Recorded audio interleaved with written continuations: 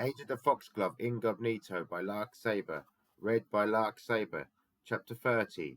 Boss Brasco searches for a squealer. What do you mean the Bugsies went on the fritz? Seethed Boss Brasco, as Lefty explained how the latest fairy dust heist had gone toad-skew with.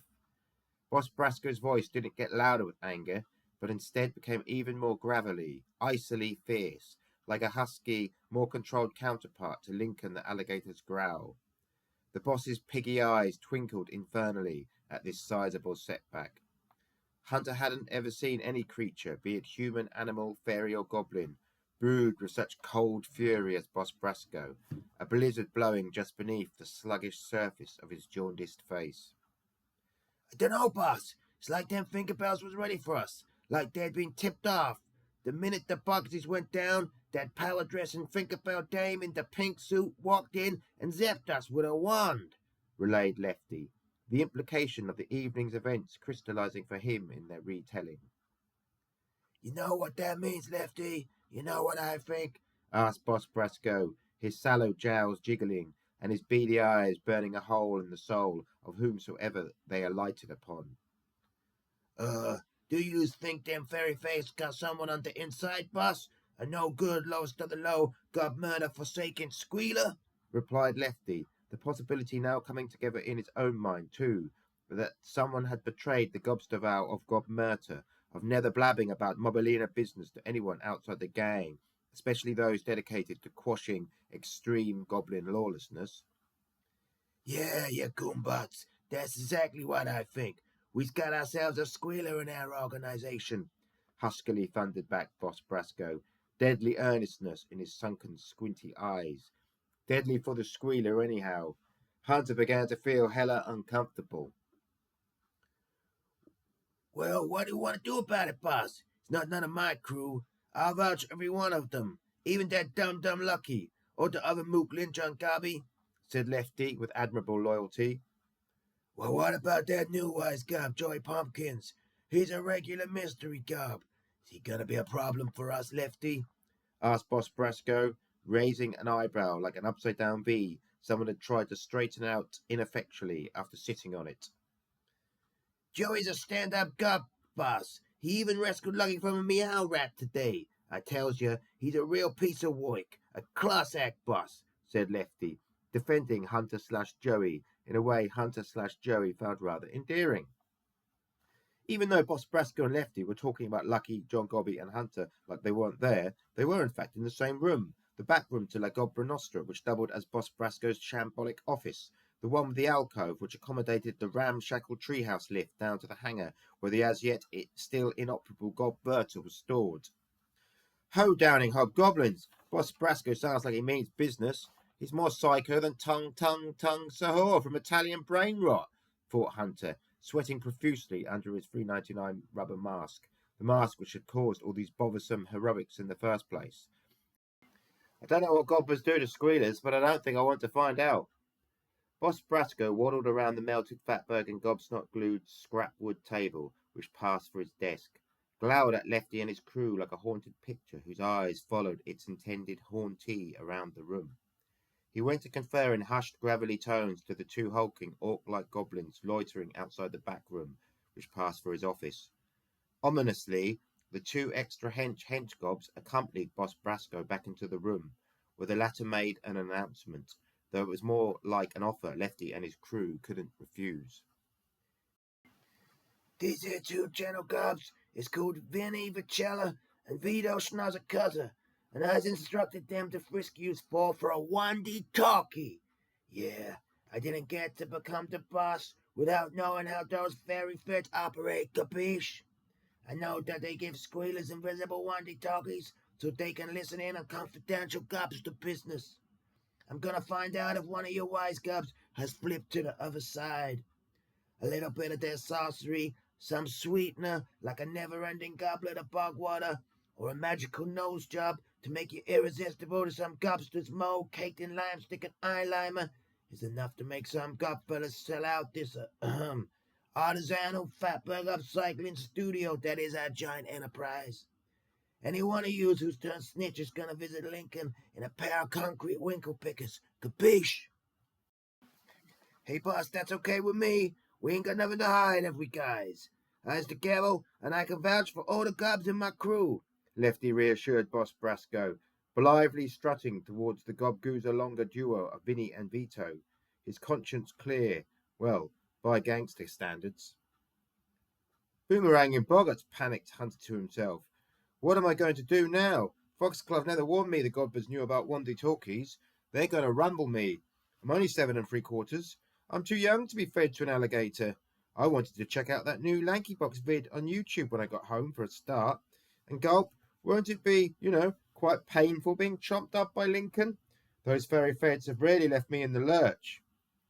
Hey, easy there, Vinny, protested Lefty, as Vinny and Vito started roughly gob-handling him, turning out his tunic pockets and pouches, examining the contents of his knapsack, which consisted of old, cold slices of gobsnot pizza, and generally treating Lefty in a thuggish fashion not befitting a Mobilino Gabbo, or indeed the boss's brother-in-law.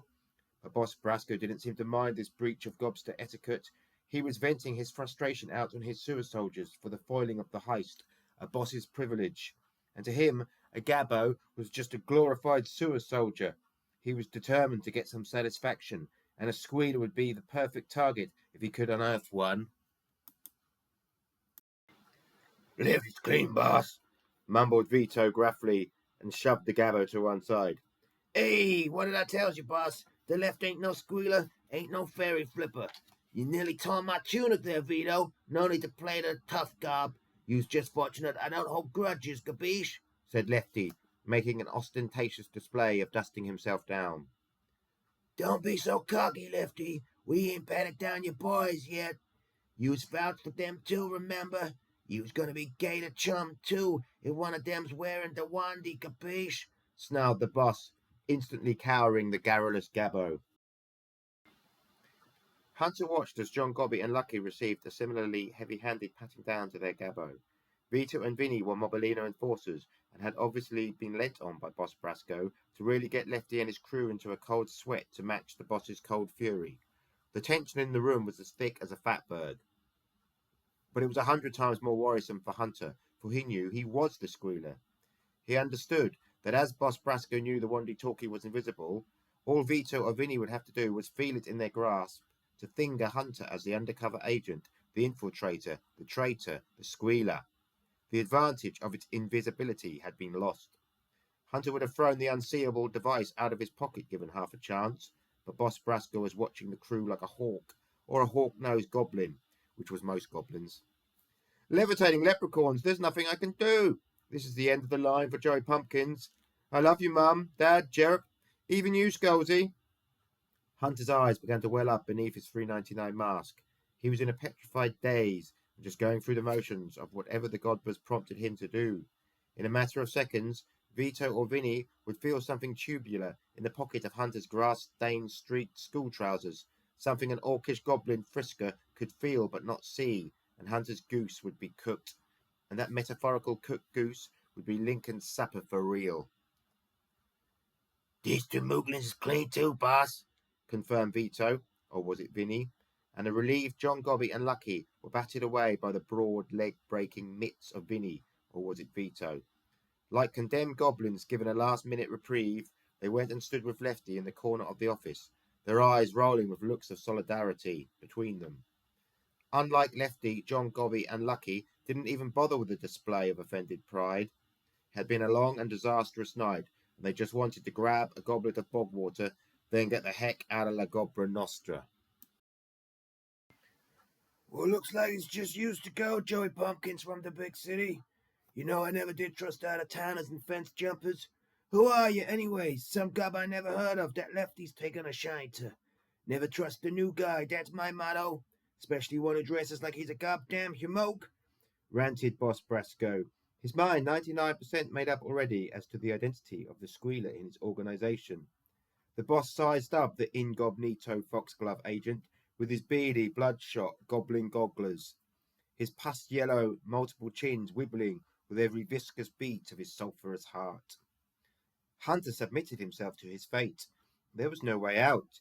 He meekly lifted his arms up so Vito and Vinny could rifle through his trouser pockets. He had no knapsack and wore no tunic, so there weren't many pockets and pouches for Vito and Vinny to search through to delay the inevitable unmasking of the fairy-fed boy on the inside of the Mobilino crew. They would find, or rather feel, the walkie-talkie imminently. Though they would have presented no more of a threat to Hunter in his human form than Scalzi, at this size, Vito and Vinny were imposing, like high schoolers picking on primary school kids. Their stabby-nailed hands were like manta rays with 5 cephalic lobes and could barely fit into Hunter's pockets. It was like being pickpocketed by the Slender Man. Vito pulled out the hooter-huffer lent to Hunter by Lefty first. He then made a move for Hunter's front pocket, the one where Hunter had stuffed the invisible tube of the walkie-talkie. Lost for words, mutely submissive and genuinely afraid, Hunter felt Vito's long pointed fingers locate the cylindrical shape of the walkie-talkie antenna and roll it upwards and out of the tight trouser pocket. Once retrieved, the star-shaped receiver would clinch it. Its shape was a dead giveaway, even just tactilely. Hunter didn't mean to, but he squeezed his eyes shut behind his mask. He simply couldn't look. "That's her 2 hooter-huffers, boss. Joey's clean too," Vito Snozzercuzzer reported back to Boss Brasco matter-of-factly. Walloping Will-o'-the-Wisps unclean? What? Hunter couldn't believe what he was hearing. He opened his eyes. There, in Vito's 5-horned manta ray of an equally walloping hand, was a run-of-the-mill, pretty average hooter-huffer he'd never seen before. "What?" murmured a bamboozled Boss Brasco, almost steaming with disappointment. He wouldn't be taking out his frustrations on a squealer today, after all. "Okay, Lefty, looks like your crew's clean, but we's got a leak somewhere. There's something off about how them fairy feds rumbled us, and I'm gonna sniff it out. But not tonight, it seems." "I told you, boss, my guys are stand-up gobs," retorted Lefty with light indignation. Light, mind you. He didn't want to push his luck.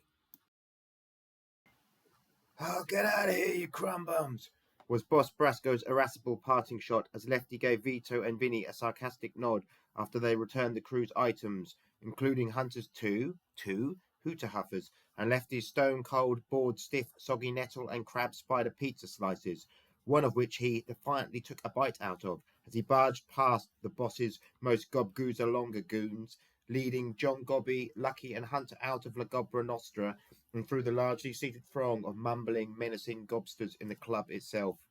He held his head high, his nose aquiline with pride. He didn't much want to hang around for a goblet of bog water tonight. The accusation of being a fairy-fed flipper had left a bad taste in Lefty's mouth. Not that goblins were exactly gourmets at the best of times. Boss Brasco was technically family, and Lefty thought that should mean something, the way it used to back in the gobster golden age of King Oddbin. After all, Lefty was the only gabber who knew Boss Brasco's real first name was Burdock. "That was a close one, eh, boys? Not that I ever had a doubt any of yous was squealers, but you know, the boss was putting us under a lot of heat," confided Lefty to his crew as they congregated outside La Gobra Nostra, saying their farewells for the evening. Thankfully, these weren't the forever farewells Boss Brasco had had in mind. "Yeah, Lefty, we know that. We ain't squealers," replied Lucky. "It's just been a jinx job, boss, from the start." John Gobby and Lucky left, deciding against a nerve-stiffening goblet of bog water.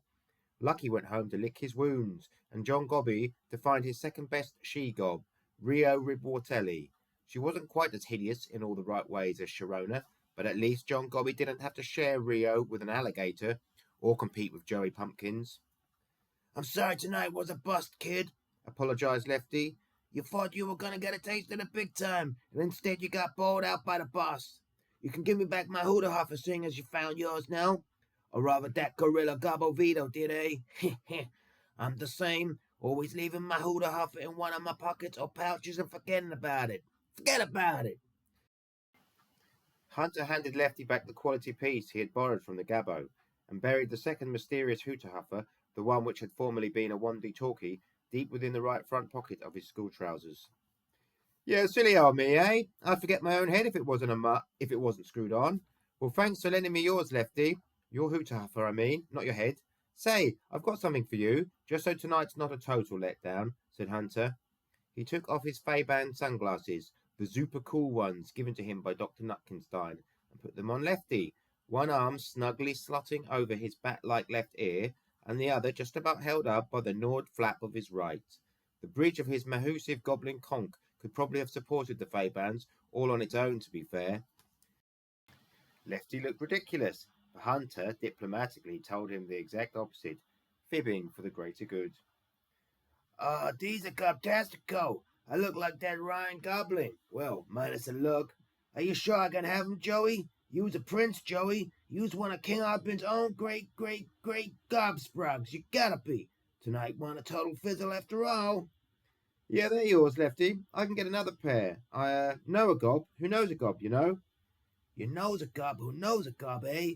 And now I knows a gob who knows a gob who knows a gob. That's the booty of this thing of ours, Joey. Maybe one day, if enough gobs knows gobs who knows gobs, we can get the 5 families back together, eh, Joey? Hey, I look out of sight. Forget about it. Okay, Joey, I'll see you around, capiche? Don't be no stranger. I can't wait to show Lenora my Malto Snazzola shades.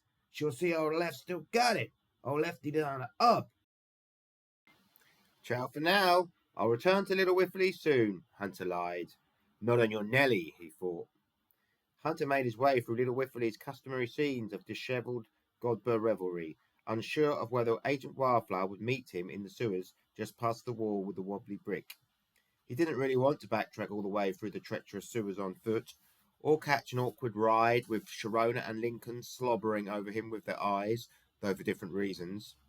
Neither did he want to have to chance his way across scrublands, roads, and gardens of human hazards back to Old Man Horrocks' garden to demand the fairies upsize him. But all of these anticipated tribulations paled into comparison next to the immense relief he felt that the walkie-talkie wasn't discovered by Boss Brasco, that it had inexplicably transformed into a second Hooter-Huffer he'd never seen before, just in time to save his bacon, as if by magic. And that was when he saw her. High above, unnoticed by the goblin populace of Little Whiffley, too engrossed in their scuzzy, raucous pastimes, flew a pink moth, the same pink moth or nocturnal butterfly which had fluttered into the hobby home hours before and transmogrified, or should that be transmogified, his mum, dad, and little broski into a clouder of cats. It was Agent Wildflower. She had been monitoring events all along from the sewer ceiling, like some guardian angel with camellia petals for wings, and it must have been her who transformed the walkie-talkie into a Hooter-Huffer in the nick of time. F.O.X.G.L.O.V.E didn't abandon its agents in the field of action after all. Hunter followed the pink moth all the way back to the wall with the wobbly brick, like one of the 3 magi tracking the star of the Nativity to Bethlehem in the Bible. There the moth scuttled through a serendipitous overhead grate, whilst Hunter nipped through the gap in the wall, the wobbly brick still as yet unrepositioned back in place. There, on the other side of the wall, waited the Roadstall 2000. Agent Wildflower egressed the grate and landed, a shimmering telltale aura of fairy dust simultaneously heralding her return to her fairy form. By the spangly rhinestone wings of the absolutely fabulous King Oberon, this place is a dump.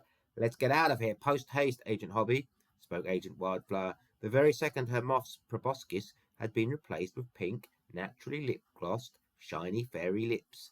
Your turn now. Aye, aye, ma'am, eagerly assented Hunter, as Agent Wildflower's Sparkle Stick 44 halved him in stature to fairy proportions. The boy removed his clammy $3.99 goblin mask and plonked his bum in the passenger seat of the Roadstall without further ado. Agent Hobby was finally able to rest and breathe easy. Mission completed.